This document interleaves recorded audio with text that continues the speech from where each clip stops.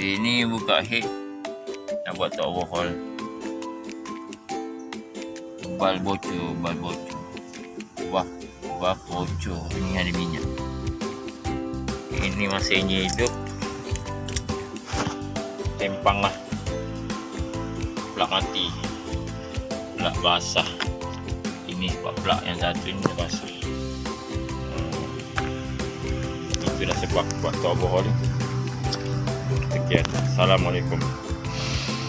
Dan salam sejahtera.